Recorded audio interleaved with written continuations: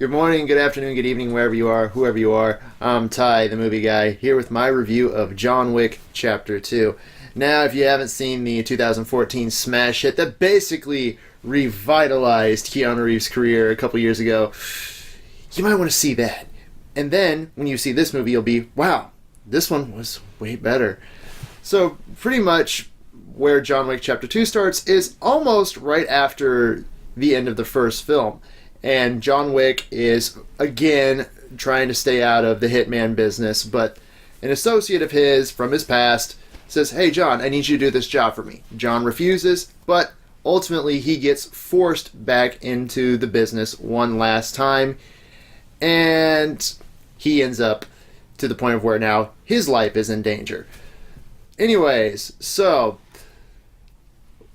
when I saw the first movie, I was shocked and surprised by how good it was. The action was tense, the acting was excellent. Ultimately, it took me completely by surprise. It was my surprise hit of 2014.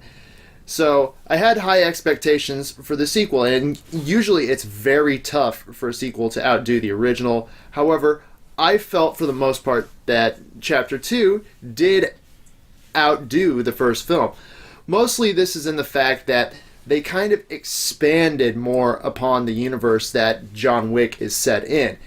It's almost kind of like a comic book movie at times because it feels kind of cartoony with all these assassins around us and we have no idea, because ultimately in the sequel we find out that this organization that John worked for, there is quite a few employees in this little high table, as it's called.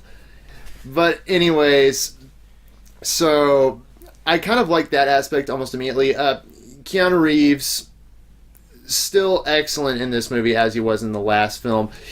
He's still got a bit of emotional levity to him, though it wasn't as much in the first film. If you've seen the first movie, you'll know why, what happens early on in that movie. So it is a little more subdued here, but he's still excellent. The stunts he does in this movie, 90% of it was all him, which that's kind of tough to see nowadays. The main villain of this movie, he's kind of okay. Like the first film, there was a villain that I thought was just kind of underused. Ultimately, he is as well. He's like this big Italian guy. "Hey, John, do a job for me so I can get all powerful and such."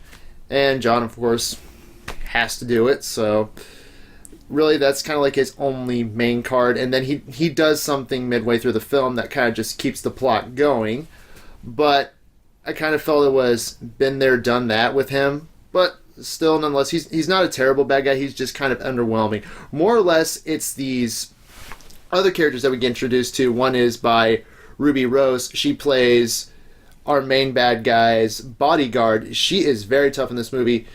Funny thing is, her character is deaf, so I thought that was kind of a interesting and unique style for the character. Another one is played by Common. That's right, former rapper Common, now getting into acting Common. He kind of is, I say, a little bit underplayed as well. He and John have this big scene midway through the movie, and I thought, okay, this is going to lead to some really good development later on. Ultimately, it did kind of fall abrupt a little bit further on when they do have their big fight scene. There is a big fight scene between these two guys. I felt it was kind of abrupt, though, towards the end. And I kind of wanted to see more of him in it as well, but still not a big deal. Acting-wise aside, oh, and by the way, there are several nice little, I almost want to say cameo appearances by actors like John Leguizamo, Lawrence Fishburne, who, if you watch the Matrix movies, he played Morpheus, so it's like, hey, Morpheus and Neo, re-team for a minute. So that was pretty cool. But yeah, just some of the same old cameos, also from the first film, Ian McShane and Lance Reddick, real good stuff. But main thing I really enjoyed about this film was the action. Now, the first movie had its fair share of action scenes. The club shootout is by far my favorite in that movie, by far and beyond. But in this one, we kind of get the stakes raised higher. The action is bigger. The action is louder. The set pieces are larger, but they're still filmed with the same great editing that I saw in the first film. I didn't see that many quick edits. If you want to see a movie that does have a ton of quick edits, go watch that crappy fifth Die Hard movie or go see Taken 3. I hate quick edits. It screws up the shot. It makes it disorienting. You don't know what the hell's going on half the time. So, luckily with John Wick and John Wick 2, we never had to deal with that problem. But overall, if I did have to kind of nitpick a little bit with the movie, and this is a kind of a problem I had with the first one, it did feel like it was a little outstretched, and I thought the film's ending, I'm not going to spoil anything for now, I felt it was kind of a little off for me on the how to wrap up the first film. The first film they did wrap up pretty well overall. The second one, it's kind of open, and it as well is kind of a little abrupt. But overall, John Wick Chapter 2 is definitely one of those cases where the sequel does outdo the original, and you got to give a movie props for that, because it is very hard for us to see so many Terminator 2s or The Godfather Part 2s or even 22 Jump Streets these days. So, I mean, immediate props there.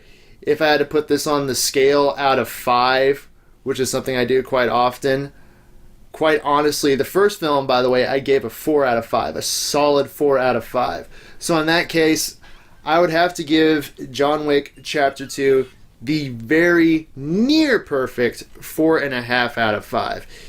If you see this movie, trust me, you will be seeing probably one of the best action films in years. And I would even go up to say this might actually have some better action than, say, Captain America Civil War. Yeah, you might shoot me for that, but I don't care, because honestly, it is that good. Interjection from behind the scenes, cameraman. For those of you that don't know, Captain America Civil War, the people behind the people behind the action, the directors of John Wick, if you don't know this, I believe they had a hand in some of the fight scenes of Civil War.